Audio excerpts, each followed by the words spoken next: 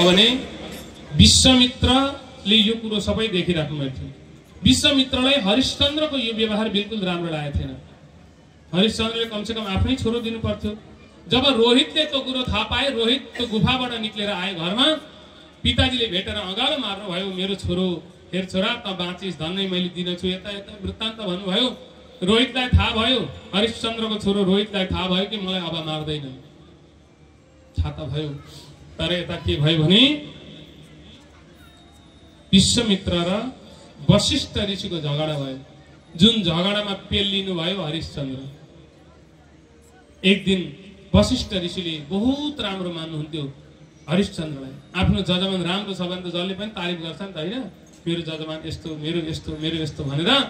आज अचानक ठुलो सभा भइराखेको थियो। सभाको बिचमा वशिष्ठ ऋषिले के भन्नुभयो भने हरिश्चन्द्र नि बहुत राम्रा हुन्, यस्तो तारिफ गरिदिनु भयो कि सत्यवादी हरिश्चन्द्र छन्, यताउता भन्दा भन्दै अचानक विश्वामित्रलाई यस्तो क्रोध आयो, तुरन्त भनिदिनु भयो एक नम्बरको झुटो हो हरिश्चन्द्र, एक नम्बरको झुटो हो।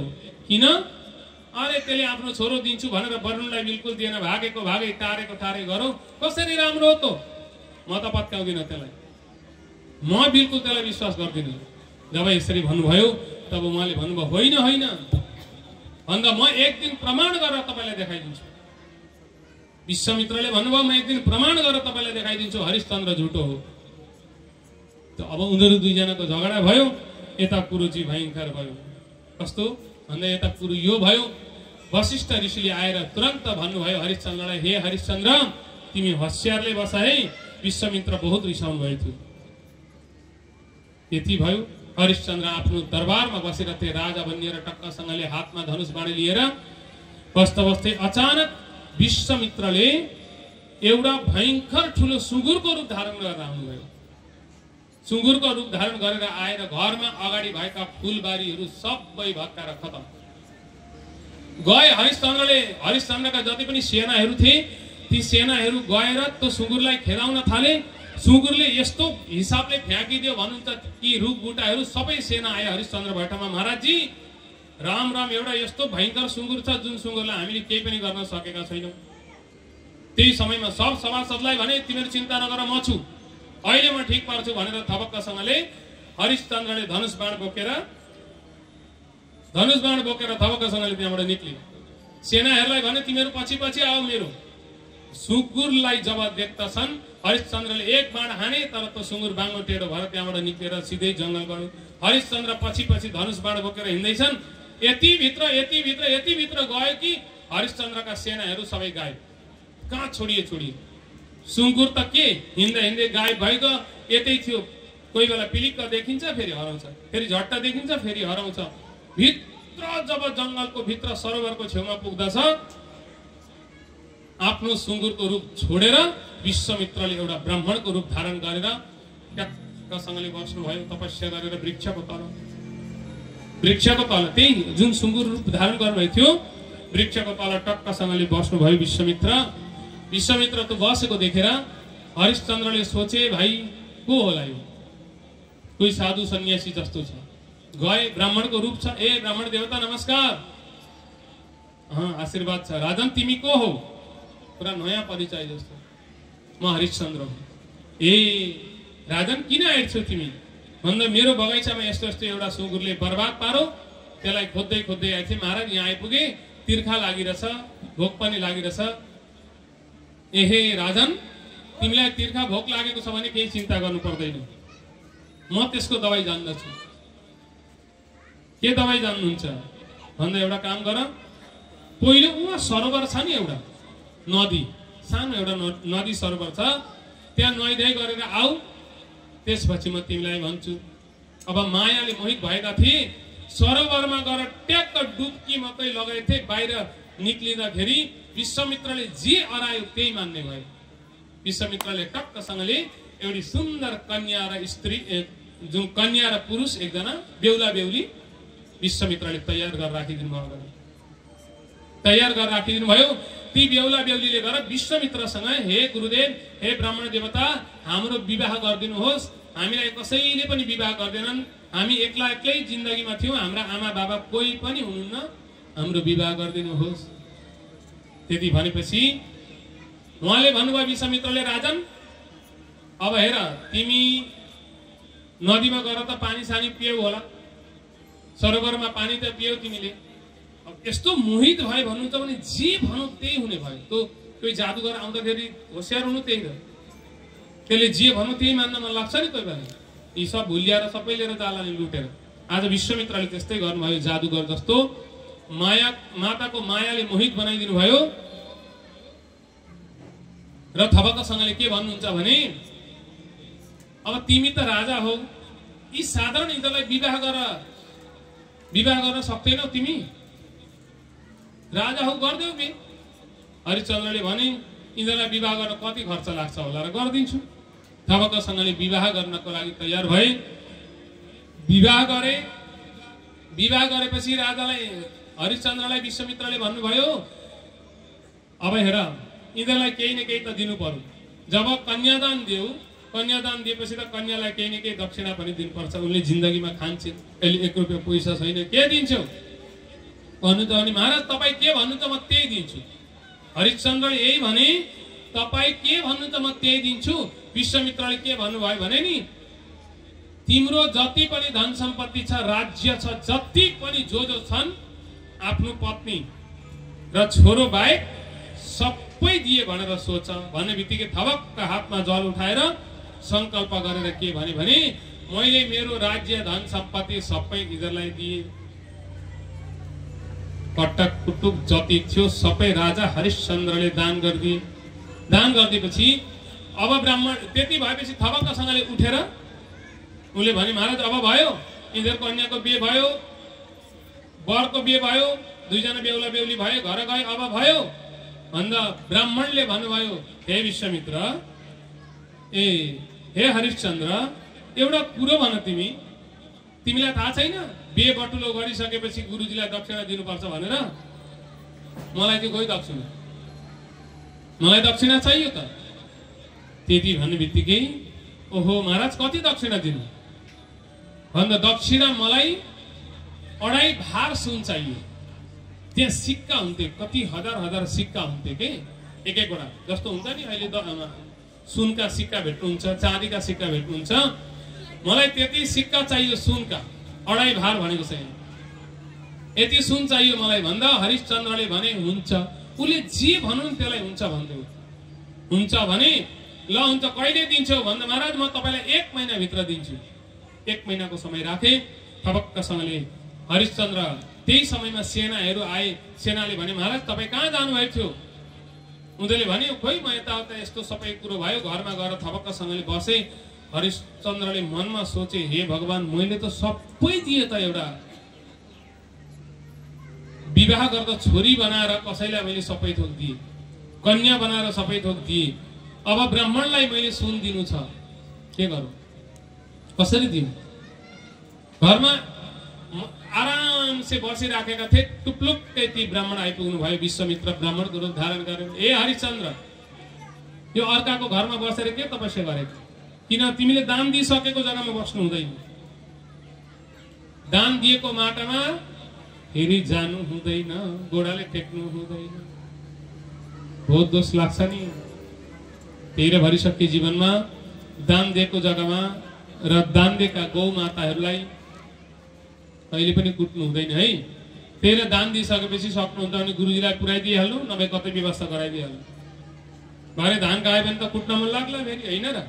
अनि त दोष किन लिने? तेह्र दान दिइसकेको चिजमा कहिले पनि तिमीले यसो गर्नु हुँदैन, जाऊ। थपक्कसँगले उठ्नुभयो। अब कहाँ जाउँ? त्यही समयमा भन्नुभयो, महाराजजी म पक्का काहीँ न काहीँबाट व्यवस्था गरेर तपाईँलाई दिन्छु। हरिश्चन्द्रकी पत्नी र छोरो रोहितलाई लिएर, त्यो सानो बालक रोहितलाई लिएर थपक्कसँगले जानुभयो। धन सम्पत्ति कमाउन। जो राजा थियो हिजोसम्म प्रजाहरू लाइन लाग्दथे, सारा प्रजाले आज छोड्दे। किनकि उसले दान दिइसकेका थिए। सारा प्रजाले छोड्दे। थपक्कसँगले हरिश्चन्द्र जाँदै जाँदै जाँदै काशीतिर गए। काशीमा गएपछि आज 1 महिना पुरा हुन आँटेको थियो। फेरि विश्वामित्र टुप्लुक्कै पुग्नु भयो। है त दिने कुरा गर्थ्यौ त भन्दा महाराज म दिन्छु। अब कहाँबाट दिउँ भन्नु त कसैले कामै दिएको छैन अहिलेसम्म, कहाँबाट दिउँ? त्यही समयमा हरिश्चन्द्रले भन्दछन् महाराज चिन्ता गर्नु पर्दैन, शोकमा पीडित भए कहाँबाट दिउँ? अब महिना आउन आँटिसक्यो, यो महिना मैले भित्र दिन भने ती विश्वामित्रले के भन्छन्, हे हरिश्चन्द्र यदि तिमी चाहन्छौ भने यो पनि भन्न सक्छौ, म तपाईलाई दिन्न भनेर भनिदिनु। हरिश्चन्द्र भन्छन् कि हाम्रो कुल हाम्रो सूर्य वंशमा प्राण जान्छ तर वचन जाँदैन, हाम्रो प्राण जान सक्छ तर यो वचन मिथ्या हुन सक्दैन, म बिल्कुल तपाईलाई दिन्छु, चिन्ता नगर्नुहोस्। तर उदास भएर बैठे। त्यही समयमा कहाँ जाउँ, कसले मलाई लान्छ, के गर्छ भन्दा पत्नीले के भनिन् भने भगवान एउटा कुरो भनौँ भन्दा भन, तपाईँ यदि चाहनुहुन्छ भने नि मैले भनेको मानिदिनुहोस्, के भन्दा मलाई बेचेर तपाईँले धन चुकाइदिनुहोस्। हरिश्चन्द्रकी पत्नीले यो भन्छन् कि मलाई बेच्नुहोस् महाराज, मलाई बेचेर त्यो धन पूर्ण गरिदिनुहोस्। त्यो समयमा हरिश्चन्द्रले के भन्छन्, देवी तिमीले के भने कि मलाई कस्तो कुरा गरेकी तिमीले मलाई, अरे म आफ्नी पत्नीलाई बेचेर सुखले बस्न सक्छु होला भन्दा महाराज तपाईको सत्यता जीवनमा हुन्छ भने म बेचिनको लागि तयार छु। अर्धाङ्गिनी केलाई भन्छन् जसको आधा अङ्ग नि तपाईको हो, त्यसकारणले म बेचिन्छु तर तपाईको धर्म नलुटियोस्। मूर्छित भएको समयमा हरिश्चन्द्र मूर्छित भए, हरिश्चन्द्रकी पत्नी पनि मूर्छित भइन् र भने कोही मेरी पत्नीलाई किन्न चाहन्छ भने आओ। त्यही समयमा कोही न कोही त निक्लिहाल्छ, सबैले भने कोही आओ किन्नको लागि भनेर विश्वामित्रले ब्राह्मणको रूप धारण गरेर आए र पत्नीलाई किनेर लगे। कसरी लगे हेर्नु, रानीलाई एउटा सोच्नु, हामी साधारण हिसाबले त कति दुख्छ भने रानीलाई लाँदा कसरी लाँदैछन् भने म जान्न, हे भगवान कति दिनु भन्दा हे राजन तिमीले जति पैसा मलाई दिनु छ नि बा मलाई भन्नु भएन, जति पैसा छ ती ब्राह्मणलाई दिनु, त्यति पैसा भेट्दैनौ किनकि स्त्री हुन्, स्त्रीको पैसा कम्ती दाममा लानुपर्छ। लु हेर्नु फेरि उनी परीक्षा लिनु छ नि त जीवनमा, कम्ती दिए मुद्रा। त्यही समयमा विश्वामित्र फेरि त्यही ब्राह्मणको रूप धारण गरेर आउनुभयो, आएर थपक्कसँगले त्यति मुद्रा लिएर जानुभयो। तर यता विश्वामित्र नि बस्नुभयो त्यो ब्राह्मणको रूप धारण गरेर के भन्नुहुन्छ भने हिँड तँलाई मैले किनेको, अब कहाँ तेरो श्रीमान भनेर सोच्दैछ, सक्यो तेरो श्रीमान आजबाट हिँड। ऊ जान खोजिनन्। महाराज कस्तो दुःख लागेको होला है, जबरजस्ती छुट्टी दिए महाराज तपाईँ नराम्रो नपाउनुहोस्, अब म गएँ म राम्ररी बस्छु फेरि भेट होला भनेर बिदाई माग्दै मात्रै थिइन्। त्यही समयमा चुलमा समातेर केसमा समातेर एकदम घिसार्न थाले।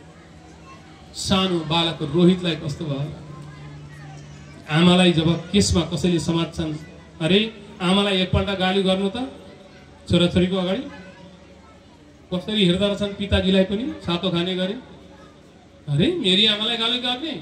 तर आज अनुभव गर्नुहोस् हारेकाले गर्दा ती रोहित साना बालक कस्तो दुःख लाग्यो होला, आमालाई घिसार्दै घिसार्दै लगेको देखेर। आमा तपाईँ मलाई छोडेर जानुहुन्छ। संसारमा पिताजी नभए पनि सजिलो हुन्छ, तर आमा हुनुभयो भने बहुत साह्रो पर्छ। आमा हजुरबाहेक मलाई अब कसले दिन्छ।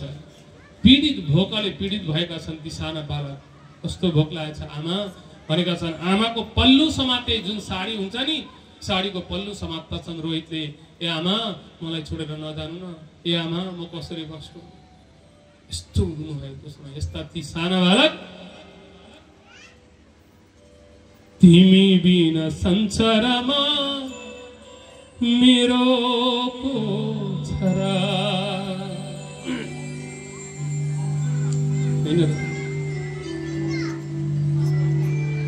आमा छोराको सम्बन्ध कस्तो भयंकर हुन्छ है, मैले अघि भनिसकिहालेँ त।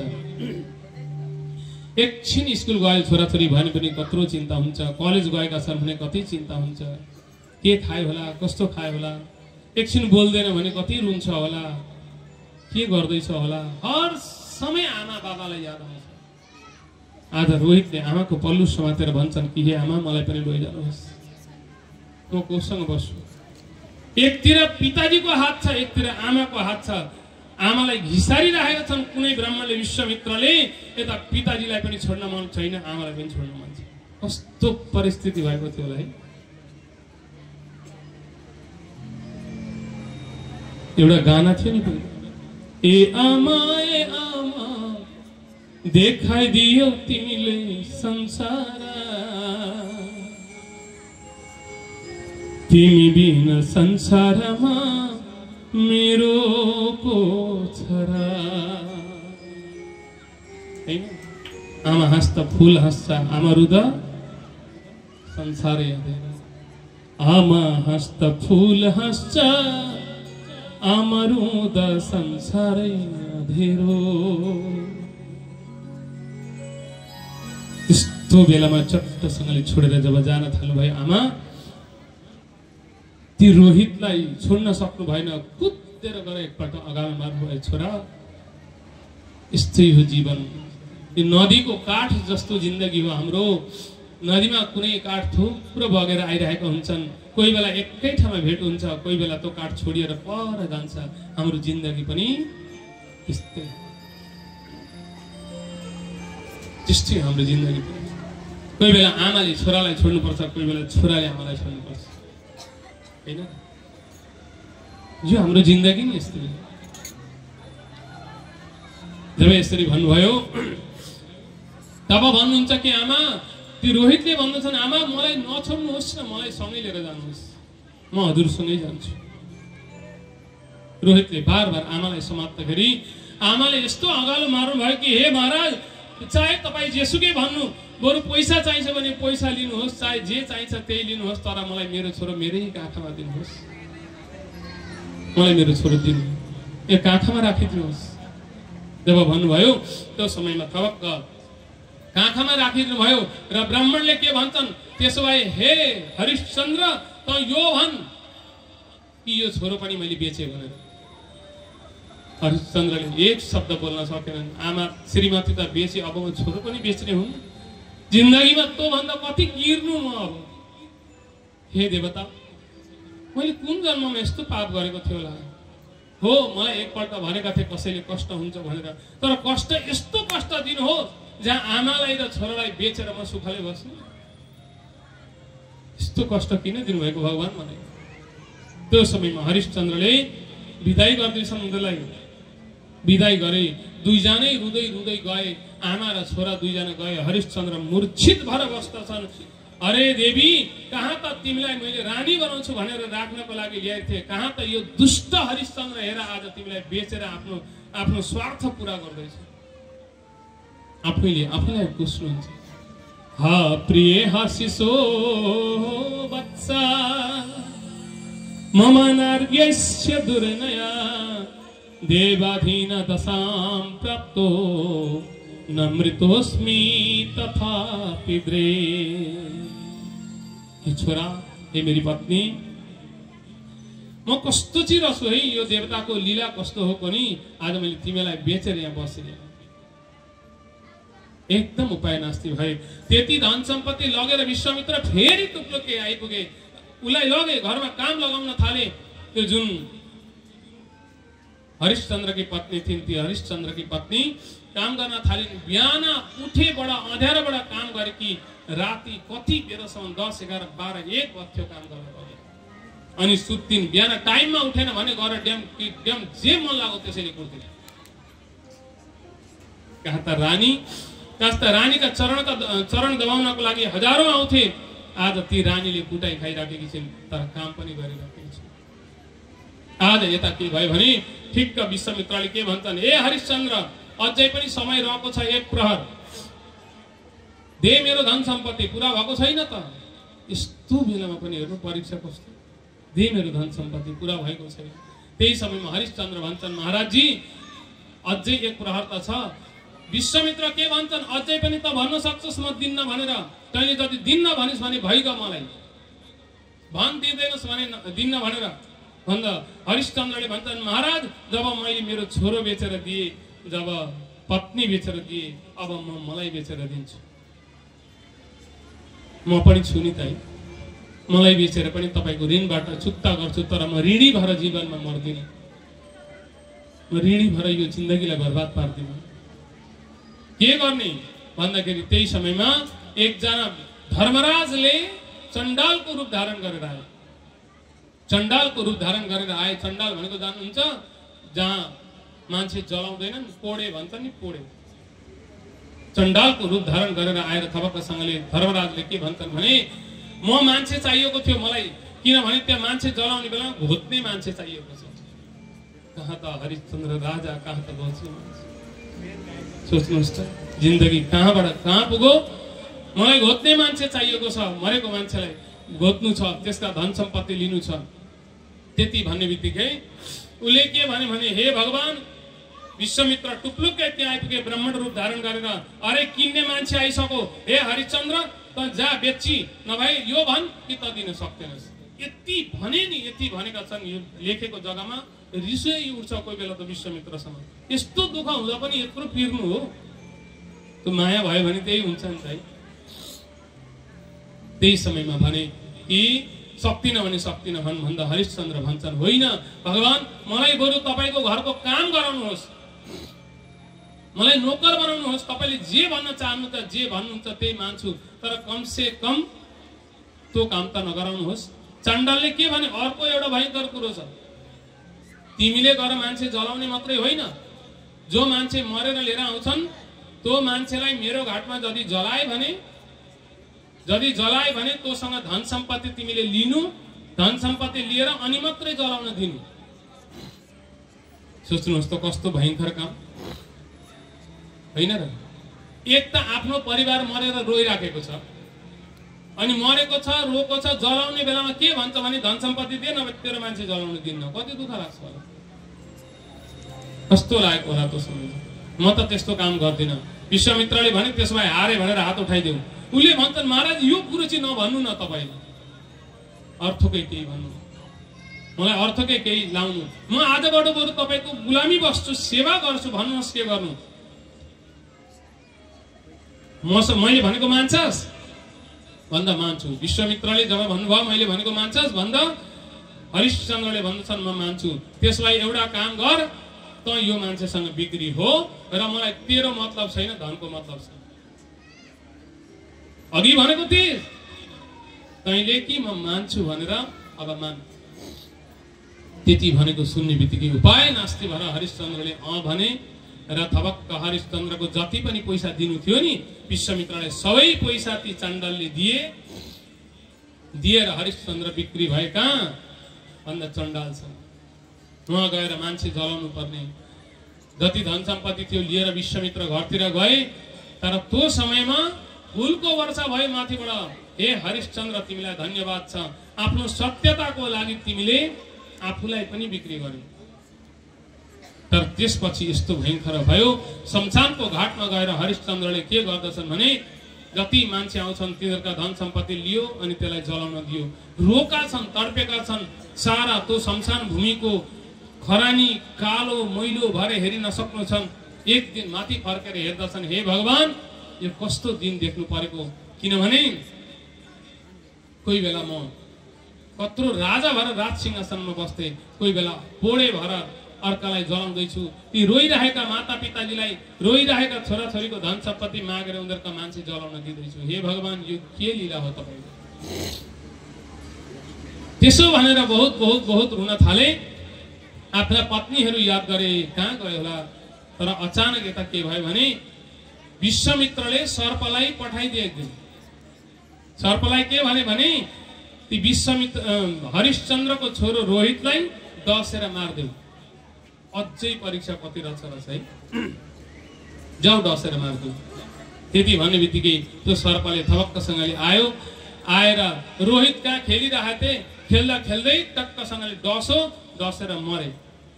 रोहित त मरे बालक। कसैले गएर दौडेर गएर भनौँ रोहितकी आमालाई, हरिश्चन्द्रकी पत्नीलाई गएर भनौँ कि थाहा छ देवी, हे सेवक गर्ने देवी, तिमीलाई थाहा छ तिम्रो छोरालाई सर्पले डसेर मर्यो। दौडेर गएथिन् ती आमा। छोरो मर्यो भन्दा कस्तो लाग्यो होला। दौडेर आमा मात्रै गएथिन्। एउटाले चुल्ठामा ट्याक्क समातेर घिसारेर लिएर आयो, काम गर। फेरि जाने बेला भएको छ, अहिले जाने बेला भएको छैन। जबसम्म काम सक्दिनस् तबसम्म त कहीँ हिँड्दिनस् यहाँबाट। एकपल्ट याद गर्नु, यो त कथा हो है, वास्तविकता जीवन भएको थियो यस्तो। हाम्रा छोराछोरीलाई कसैले कुटी मात्रै दियो भने हामी धरधर हुन्छौँ। कस्तो कष्ट हुन्छ, कस्तो हृदय दुख्छ। तर याद गर्नुहोस्, छोरो मर भन्दा पनि आमाले हेर्न नपाउनु कस्तो जिन्दगी। जहाँ त घुराएका छु, जहाँ त घुराइराखेकी छु, धरधर आँखाबाट आँसु निक्लेको छ। जहाँ त घुराउँदैछन्, किन? यो काम सकेपछि मात्रै म जान। त्यस्तो बेला भयो, रात्रि भयो, जब उनले काम आफ्नो सकिन्, काम सक्ने बित्तिकै यस्तो दौडिन् भन्नुहुन्छ भने आफ्नो छोरालाई भेट्नको लागि। खाने त कसले खान सक्छ भन्नुहोस् त? के पानी तक पिएनन् तिनले। यस्तो दौडिन् भन्नुहुन्छ भने कहाँ हिलो छ, कहाँ काँडा, कहाँ ढुङ्गा, केही थाहा छैन। लड्दै पड्दै घिस्रिँदै मेरो छोरो भन्दै दौडिन्छ। हे मेरा छोरा, त कहाँ छस्, कहाँ लडेको छस्? माथिबाट पानी परिरहेछ, वर्षा भइरहेछ, कसैलाई मात्र रोहित लडिरहेछ। निलो मुख भएको छ, सबै शरीर निलो भएको छ। त्यो देखेर आमा गएर उठाउनुहुन्छ, छोरा उठ्न एकपल्ट मसँग बात गर्न भइरहेछ। छाप्दै पिटी पिटी रुन्छन्, छोरा मसँग एकपल्ट बात गर्न, अरू म केही भन्दिनँ। तँलाई के भयो? हिजो त मसँग कति राम्ररी बस्थिस्, काखामा आउँथिस्, न्यु खोज्थिस् खाने बेलामा, छोरा अहिले कहाँ गइस् त? कहाँ छस्? यस्तो वियोग भयो। रुरोद करुणा दिन पुत्र शोके न पीडिता, अश्रुपूर्ण मुखी दीना धूसरा मुक्त मूर्धजा। सबै धुलामा लडीबडी गरेकी छिन्। देवतातिर हेर्छिन्, हे देवता उठाइदिनु न एकपल्ट। मेरो काखमा बस्छ, मेरो छातीमै बस्छ मेरो छोरो, एकपल्ट उठाइदिनु। हजुरले मेरो छोरो यसरी किन लानुभएको? मेरो को छ? श्रीमान हुन्थ्यो, श्रीमान पनि हामीलाई छोडेर जानुभयो। श्रीमानले मलाई छोडेर जानुभयो, कहाँ हुनुहुन्छ थाहा छैन। अहिले म कहाँबाट खोजौँ? एउटा छोराको आश्रयले मैले कस्तो कस्तो काम गरिरहेको थिएँ। रात दिन म यसैको लागि सेवा गर्थेँ, यसैको लागि काम गर्थेँ। आज हे भगवान, यसलाई पनि मारिदिनु भयो, म कसले होस्?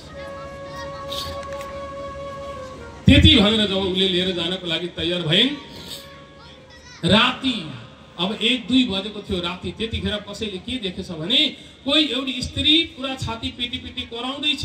को होला, जानु पर्यो भनेर गएर हेर्दछन् कि रोहित लडिराखेको छ। ती रोहितकी आमालाई जब देख्दछन्, त्यहाँ सबैले भन्न थाले, यसले आफ्नो छोरालाई मारिछे, यसले मारिछे आफ्नो छोरालाई, कस्तो दुष्ट रहेछ, यसलाई कुट, जसले जति सक्छौ कुट। साँचो भागवतमा यहाँ लेखेछ, देवी भागवतमा, जसलाई जति मन लाग्यो ती आमालाई त्यति कुटेछ। एक त छोरो खसेर आफ्नो मन हृदय विदीर्ण भएको थियो, पुरा चिरा चिरा भएको थियो हृदय। त्यही समयमा माथिबाट थपिराखेछ, केही भन्दिनन्। जसलाई जति कुट्न छ, जति मार्न छ मार, म सहन गरिरहेको छु। उनले आफ्नो छोरालाई काखमा उठेर बसिरहेछन्। सबैले कसैले घिसार्दैछन्, कसैले किस तान्दैछन्। यसलाई लैजाऊ, लगेर हालिदियो काहीँ खातामा। लगे महाराज भैठमा। त महाराज भैठमा लगेर भन्दछन्, महाराज तपाईलाई थाहा छ, तपाईले जुन दासी राख्नु भएको थियो नि, यो दासी त यति दुष्ट रहेछ कि यसले आफ्नो छोरालाई खाइ मारि। यस्तो हैरान भई उनले हात जोडेर भन्छन्, महाराज मैले मेरो छोरालाई कसरी खान्छु होला? म आमा हुँ, आमाले कहिले यस्तो गर्छ होला? म आमा हुँ, मलाई किन यस्तो दण्ड दिएको? होइन, तैँले खाइस। महाराज मैले खाएको होइन, यसलाई मार। सब तयार भए। मार्नको लागि जब हरिश्चन्द्रकी पत्नीलाई मार्नको लागि जब तयार भए, उनले के भनिन् भने, महाराज मलाई मार्न त मार्नु, तर यो छोराको शरीर यतिकै बर्बाद हुन्छ, त्यसकारणले एउटा काम गर्न दिनुहोस् न। म चाहे सकौँ चाहे नसकौँ लगेर जलाउनको लागि दिनुहोस्, म जलाउँछु र फर्केर आउँछु। त्यसपछि त मलाई बाँचेर पनि केही भइरहेको छैन, किनकि मेरो पत्नीले मलाई छोडेर जानुभयो र मेरो छोराले पनि मलाई छोडेर गयो। मलाई मार्दिनुहोस्, मलाई अरू केही चाहिँदैन, मलाई मर्दै ठिक छ। जब यस प्रकारले उनले भन्दछन्, तब सबैले भने ठिकै भने यसले ठिकै भनी लैजाओस्, लगेर उहाँ जलाओस्, जलाइसकेपछि थपक्कसँगले यसलाई मारौँला। सोच्नुहोस् त, ती आमाले, ती दुर्बल आमाले जुन दिनभरि केही खाएकी छैनन्, रातभरि काम गरेकी थिइन्, अँध्यारामै लिएर गइन् उहाँ जलाउनको लागि भनेर जब अँध्यारामै लिएर गएपछि बार बार छाती पिट्छन् र उसलाई के भन्छन्, महाराजजी चिनेकै छैनन्, वास्तवमा अरू कोही थिएन, हरिश्चन्द्र ती थिए। आफ्नो छोरो जलाउनको लागि कोही बसेको छ भने हरिश्चन्द्र, तर पति पत्नी एक अर्काले कसैलाई चिन्दैन, चिनेकै छैनन्, यो को हो म को हुँ। त्यही समयमा हरिश्चन्द्रले भने, देवी तिमीलाई थाहा छ, तिमी जति रो जति तडप्यौ तँसँग मतलब छैन, अँध्यारो छ नि त पुरै, तँसँग मतलब छैन, मलाई त धन सम्पत्ति चाहिन्छ, किन मैले लगेर मालिकलाई दिनुपर्नेछ, तिमीले मलाई धन सम्पत्ति देऊ, त्यो धन सम्पत्ति लगेर मालिकलाई दिन्छु। उसले के भनिन्, महाराजजी मसँग एउटा केही छैन, म पनि अर्काको घरमा काम गर्ने हुँ, म दासी हुँ। यस्तो खालको भएको थियो, एक अर्काले बोल्दैछन् तर चिनेका छैनन्। त्यही समयमा उसले भने, म त बिल्कुल याद गर, तिमीले धन सम्पत्ति दिनौ भने त म जलाउन सक्दिनँ। त्यतिखेर ती हरिश्चन्द्रकी पत्नीले के भन्छन् भने, अगालो मारेर, हे छोरा तेरो कस्तो जिन्दगी रहेछ, राजाको छोरो भएर जन्मेर आएको थिइस्, त्यो दिन कति नाचगान गरेर सबै खुसीले बसेका थिए, कति हर्षित भएका थिए, कति नाचेका थिए, आज तँलाई छोरा जलाउने बेलामा एउटाले जलाउन पनि दिँदैन, कस्तो जिन्दगी। बार बार उन थालिनु, हा बच्चा कस्य पापस्य, हे छोरा कुन पापले गर्दा यस्तो भोग भोग्नु पर्यो। हे महाराज, हे हरिश्चन्द्र तपाईँ कहाँ हुनुहुन्छ। त्यो समयमा जोड जोडले मुखबाट निक्लेछ, हे हरिश्चन्द्र महाराज तपाईँ कहाँ हुनुहुन्छ, कहाँ जानुभयो तपाईँ, तपाईँको छोराको हालत हेर्नु, आज जलाउन पनि दिएका छैनन्। कस्तो दिन आयो। हरिश्चन्द्र भन्ने बित्तिकै झसङ्ग भयो हरिश्चन्द्र, हातमा पुरा दाउ कटारी लिएर बसेका छन्, कालो भयङ्कर छ, कोइलाले कालो भएका छन्। छक्क परे हरिश्चन्द्र, यसको मतलब यो को होला। राम्ररी हेरे, देवी तिमी को हौ भन्दा वृत्तान्त सबै भनिदिनु, म यस्तो यस्तो हरिश्चन्द्रकी पत्नी हुँ, रानी हुँ, यो छोरो हो। राजाले जब देख्दछन् आफ्नो छोरालाई मरिराखेको नि, दौडेर घर अगालो मारेर रुन थाले, ए छोरा उठ न उठ, अस्ति त तैँले भन्थ्यस् बाबा म फेरि भेट्छु भनेर, अहिले कहाँ थिइस्, अस्ति तैँले भनेको थिइस् बाबा म तपाईँलाई भेट्छु भनेर, अहिले कहाँ गइस् छोरा, उठ न। हा बच्चा सुकुमार्यं ते वदनं कुञ्जिताकलं, पश्यतो मे मुखं दीन हृदयं किं न दीयते। ए छोरा मेरो मुख हेर्दैन एकपल्ट त तोते बाणी बोल्दैन, कस्तो लाग्यो थियो। हे भगवान, जीवनमा कहिले यस्तो घटना नघटोस् है कसैले, होइन र भगवान, कहिले जिन्दगीमा यस्तो कसैलाई पनि नपरोस्।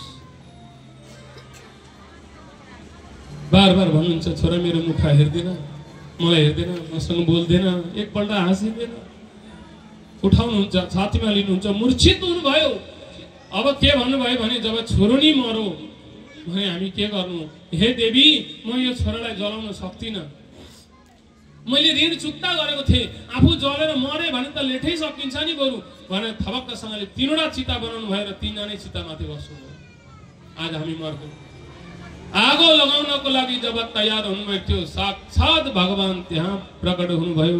बोलो दुर्गा माता की। सबै देवताहरू प्रकट हुनुभयो त्यहाँ। जुन ब्राह्मण थिए ती विश्वामित्र असली रूप धारण गरेर टक्क अगाडिसँगले उभिए र जुन चाण्डालको रूप धारण गरेका थिए ती धर्मराज अगाडि उभिए। हे हरिश्चन्द्र, तिमीलाई मैले माने, आफ्नो ज्यान देऊ, आफ्नो परिवार मरो। हरिश्चन्द्र, राम्ररी हेर त त्यो चितामा तिम्रो छोरो सुतेको छ कि उठेको छ। फर्केर जब हेर्दछन् त छोरो बसी पो राखेको छ। बोल दुर्गा माता।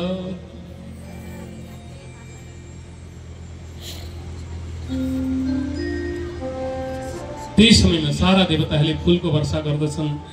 वाह, आज कति राम्रो भयो। सबैले भन्नुभयो अब इतिहासमा हरिश्चन्द्रको नाम हर समय रहन्छ। यो संसारमा जब इतिहास जति पनि हुन्छन् हरिश्चन्द्रको नाम रहन्छ। किन?